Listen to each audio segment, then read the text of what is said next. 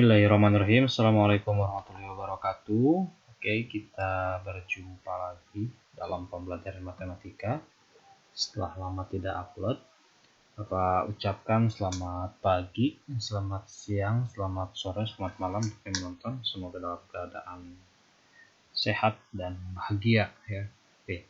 Pada pertemuan kita kali ini, sesuai judulnya, tentunya kita akan membahas tentang bagaimana aplikasi ataupun penerapan sederhana trigonometri dalam kehidupan, misalkan seperti itu. Boleh kita katakan seperti itu ya. Nah, di sini kita akan buat beberapa contoh. Yang pertama di sini ada misalkan pilot pesawat yang sedang terbang dengan ketinggian 1200 meter di atas permukaan laut melihat sebuah kapal pesiar yang sedang berlayar. Apabila sudut depresi pilot terhadap kapal sebesar 25 derajat, tentukan A. Jarak pandang ya, pilot terhadap kapal dan jarak kapal tersebut dengan titik permukaan laut yang tepat berada di bawah pesawat. Nah, gitu ya. Maka langkah pertama adalah coba kita gambarkan ya. Kita gambarkan kurang lebih nanti jadi seperti ini. Nah, jadi ini pesawat ya, pesawat. Ini ada kapal pesiar ya, anggaplah ini kan simbolnya seperti ini misalkan. Nah, kemudian ada sudut depresi. Nah, mana sudut depresi itu? Nah, di sini kan ada sudut depresinya. Nah, maka sudut depresi itu ini. Sudut yang dibentuk antara penglihatan dengan, nah inilah ya bahasanya ini saja. Ini sudut depresi. Jadi yang dimaksud 25 derajat itu ini. Itu 25 derajat ya. Oke, kemudian ketinggiannya adalah 1200. Berarti kalau di sini ketinggiannya ini gitu ya. Atau boleh juga kita anggap ini. Ini juga pasti sama ya. 1200 meter. Nah, begitu. Kemudian ini kapal. Pertanyaan adalah pertama jarak pandang. Ya, apa jarak pandang? Mana jarak pandang? Jarak pandang itu ini. Nah, dari sini ke sini. Inilah yang namanya dengan jarak pandang. Jadi ini yang A ya, jarak pandang. Sedangkan yang kedua adalah apa namanya, jarak kapal terhadap titik permukaan laut yang berada tepat di bawah pesawat. Jadi misalkan ini pesawatnya, kemudian ya kalau misalkan ada permukaan laut yang di bawah ini kan dia ya. Nah maka ini, gitu. Atau boleh kita anggap ini saja. Nah segini. Jadi inilah yang cari dari yang B.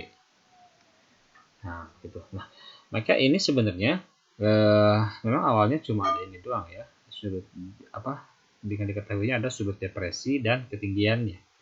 Nah maka sebenarnya dengan memanfaatkan konsep segitiga, jadi kita ambil sudut pandang datarnya ke sini, kemudian ada tingginya juga sehingga ini membentuk sebuah sudut siku-siku. Nah sehingga permasalahan ini bisa kita tarik ke dalam apa namanya sebuah segitiga siku-siku. Jadi yang kita cari adalah panjang sisi-sisinya, gitu saja. Misalkan ini titik A, gitulah ya. Ini titik B, ini titik C. Bebas Anda mau menamainya seperti apa. Jadi kurang lebih kalau diambil seperti ini. Ininya 25 derajat. Ini adalah 1200, gitu ya. Ini titik A, tadi kita sudah misalkan. Ini B, ini C. Gitu ya. Nah, maka untuk soal yang A, pertanyaannya adalah jarak pandang. Berarti jarak pandang itu kalau dalam segitiganya kita anggap adalah sisi apa? AC. Ya, AC-nya berapa nih? Gitu. Ya. Maka di sini kan hanya ada satu yang diketahui ini. Nah, karena ini adalah segitiga siku-siku, maka berlaku perbandingan trigonometri. Nah, pertama ingat kalau perbandingan trigonometri, pertama kita tentukan dulu miringnya yang mana. Nah, mana miringnya? Oh, ini miring ya. Yang di depan sudut siku-siku, berarti sisi miring, AC miring. Nah, karena sudut sudut yang kita bahas ini 25, maka ini sudut depan, sisi depan, ini sisi samping. Jadi ini AC itu sebenarnya sisi miring yang kita tanyakan. Miringnya berapa? Kembali lagi ke konsep trigonometri. Nah, ini harus ingat ya.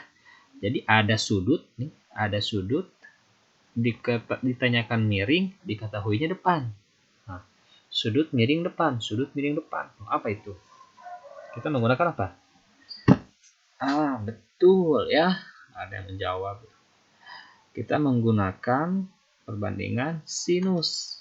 Jadi sin A gitu. Sin A sama dengan depan per miring gitu. BC per AC. Nah, begitu ya. Sin A-nya kita tahu. Sin A itu adalah sin 25 derajat. Sama dengan BC. Nah, BC-nya 1200. Gitu ya. Per AC-nya yang kita cari. Maka kalau kita mau mencari AC gimana?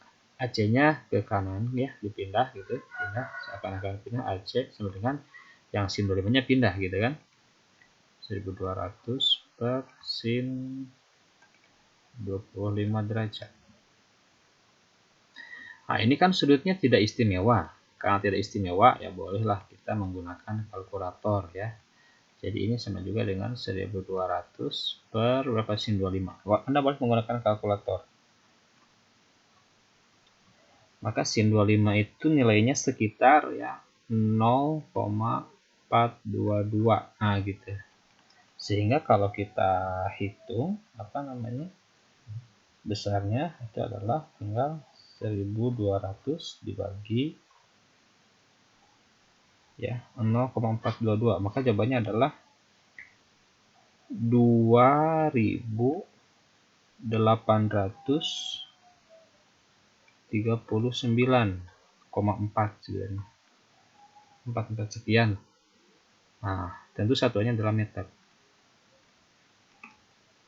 Jadi jarak pandangnya adalah gitu aja. Maka jarak pandangnya adalah 2839,4 meter. Nah, gitu ya. Karena soalnya cerita ya, tentu memang jawabannya harusnya dalam bentuk narasi juga ya. Gitu.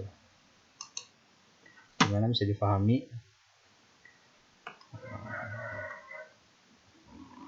Biasain tandain lah. Gini aja tandainnya. Oke. Sekalian yang kedua, yang B. Yang B, atau boleh Anda pause dulu ya, sama Anda di pause dulu, lalu Anda coba cari sendiri. Yang B kan yang ditanyakannya adalah apa tadi? Jarak kapal tersebut dengan titik permukaan di bawah kapal. Jadi sebenarnya yang dicari itu ini sebenarnya. Ini ke sini nih. Nah, sini. Tapi karena pasti katakan ini CD ya. Tapi karena CD itu pasti sama juga dengan AB ya panjangnya. Karena sama-sama angka ini kalau dibuat jadi persegi panjang. Jadi sebenarnya kita cari adalah AB di sini. AB-nya berapa? Nah, ini AB. AB ya. Maka sekarang begini. Diketahui sudut, ditanyakan samping, diketahui depan. Jadi sudut samping depan, sudut samping depan. Nah, pakai apa tuh? Samping depan atau depan samping. Ya, betul. Pakai tan desa. Kan gitu rumusnya, tan desa. Berarti di sini tangan A sama dengan depan. Nah, ABC dibagi samping AB. Gitu. Sebenarnya pakai kotangan juga boleh ya. Kotangan kan berarti sa per D gitu. Kita masukkan tangan A-nya adalah berapa tangan A ini? Tangan 25. Tan 25 derajat ya sama dengan BC 1200 dibagi AC bagi AB ini mah ya. Ya. Kita cari ini pindah lah ya kali silang. AB-nya sama dengan 1200 dibagi tangen 25. Nah, berapa tan 25? Kalau dihitung ya, ini sekitar tan 25 nya ya, sekitar 0,466. Pakai kalkulator tentunya ya. Oke. Maka kalau kita cari jaraknya adalah sekitar ini lebih besar ya, sekitar 2573,4. Nah gitu lah, meter tentunya ya. Jadi jarak pakai garis ini. Jadi jarak kapal tersebut dengan titik permukaan laut di bawah pesawat adalah 2574,4 meter begitu. Nah gitu ya. Jadi tulis aja jarak adalah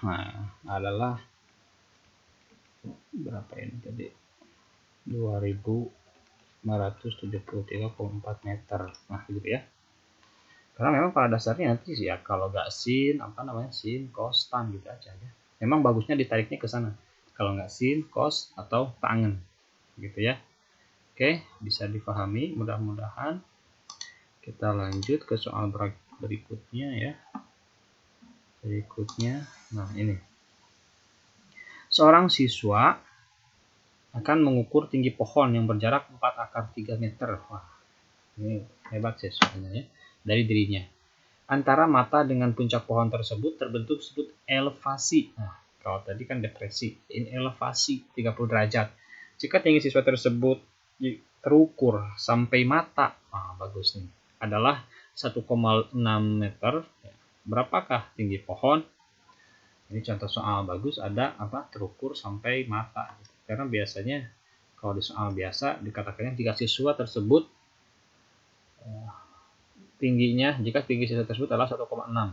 Padahal itu nanti ada kelemahannya. Nah, bagaimana seperti ini?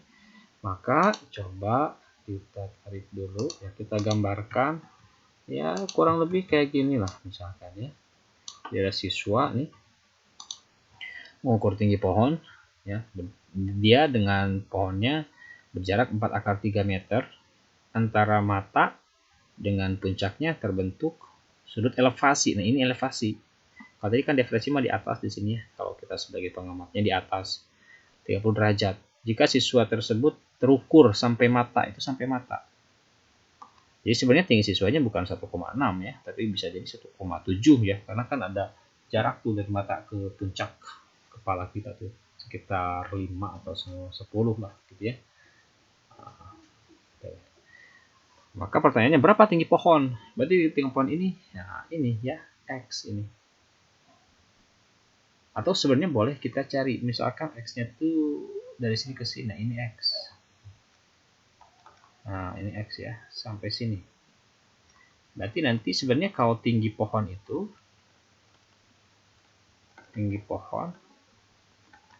adalah X ditambah 1,6. Karena kan jarak ini mandangnya lurus nih ke sini lah, katakan ada garis datarnya. Jadi sebenarnya X itu sampai mata si anak gitu kan. Ya ke bawahnya ke sini masih ada tinggi si anak berapa? 1,6 dari mata ke bawah gitu ya. Seperti itu. Jadi kita cari X dulu.